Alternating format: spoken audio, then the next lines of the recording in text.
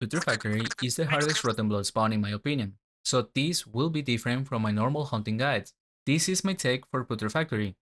After trying the 4 spawns of the Rotten Blood questline, this was the only one that felt too difficult for us and less rewarding than the alternatives. For that reason, we didn't finish the charms and move on after 2 days. The first day was a bit of a chaotic mess, trying to come up with a lab we could stick to, and by the end, and day 2, we did have a working lab, which is what I will be covering in this video. A sort of charming lab for anyone interested, and I'll be going with a level 1300 recommendation or higher. Keep in mind my team was higher than that, but I didn't feel safe at 1200. The damage type, as the EK is mainly ice, followed by death and physical. And shooters take mainly ice and death from AoE spells. Additionally, everyone takes some energy from the creatures but to a minimal amount. And also the main mechanic of the spawn, the radicular totems do earth damage. These are the main difficulty of the spawn compared to the others. Every big rune in the spawn has one of these. They do an alternating wave that covers most of the screen in that direction. It follows a clockwise pattern and it has a few indicators.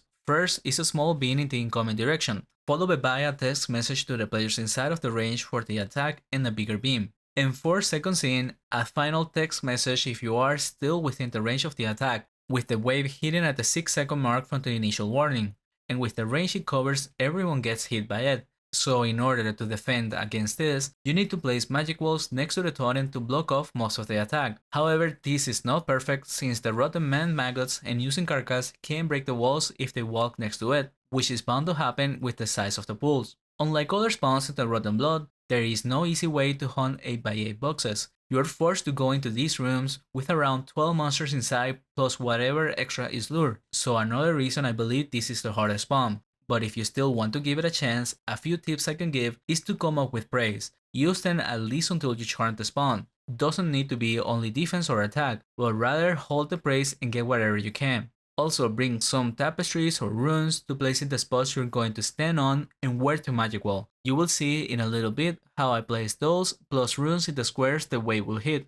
This is highly important since the position of the EK should always be the same spot inside the cover area by the magic wall. You want to always be away from the totem since creatures dying close to it increase the damage it does, but as mentioned before, creatures could break the walls, and something I wasn't doing but I believe could help is having Sacred 3 amulets, and if you notice the attack will hit you, then put it in to block half of the damage at least.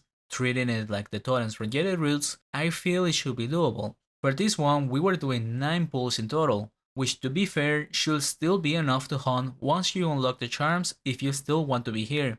To start off, I would recommend going downstairs into -1 and begin the lab there. On this floor, we were doing 2 pulls, one by the middle of this path with the paladin luring more creatures from the left. We do it here to avoid being in range of the totem that is on the next room. Once this is done, go southwest following the path and stopping around here, near the boss teleport.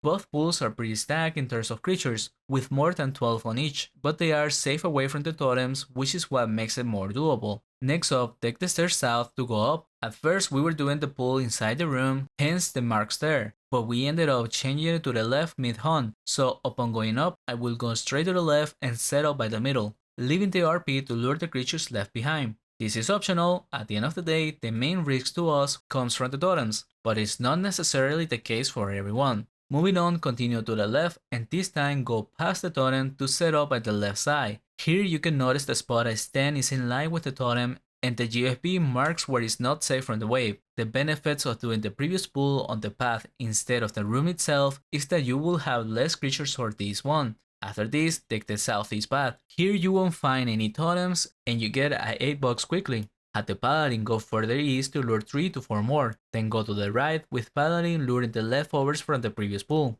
If only there was more pools like this in a lab, then that would lower the difficulty by a lot, but that's not the case, and on the next pool we are back to a room with a totem. This time I wasn't standing in line with it.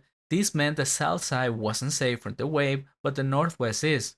After this, go north, and unfortunately this was a bad pool, but sort of necessary. EK slowly grabs the creatures on the way and sets up right by the entrance to the room. Magic wall directly to the north since that's where the totem is, and pray the creatures coming down don't break the wall, and that also you don't overlure and shooters get in danger. Most of the times the extra creatures that came was doable for the paladin to block, but that's not always the case and more often than not the wall breaks.